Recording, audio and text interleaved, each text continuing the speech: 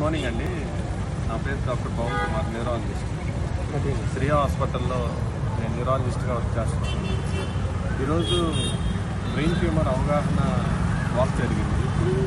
So ఇందులో మనం బాగా తెలుసుకోవాల్సింది ఏంటంటే, అన్ని తలకాయ నొప్పులు బ్రెయిన్ ట్యూమర్ కాదు. తలకాయ నొప్పులు చాలా కారణాల్లో చాలా రేర్ కారణం బ్రెయిన్ ట్యూమర్.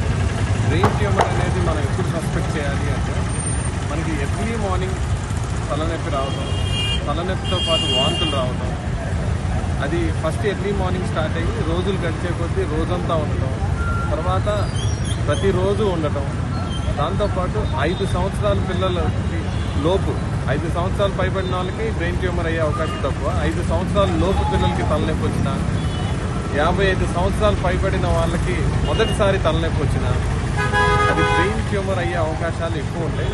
సో ఎర్లీగా మనం న్యూరాలజిస్ట్ని కానీ న్యూరో సర్జన్ కానీ కలిసి ట్రీట్మెంట్ తీసుకుంటే, మనం స్కాన్ చేయించుకుంటే బ్రెయిన్లో ఏముందో తెలుసుకొని మనం త్వరితగతిన ట్రీట్మెంట్ తీసుకుంటే కంప్లీట్గా క్యూర్ అయ్యే అవకాశం ఉంటుంది. సో ఏ తలనొప్పిని అశ్రద్ధ చేయకూడదు, ఏ తలనొప్పిని అశ్రద్ధ చేయవచ్చు అనేది తెలుసుకొని దాన్ని బట్టి మనం ముందుకెళ్తే ఏ ప్రాబ్లం ఉంటుంది అనేది నా ఉద్దేశం.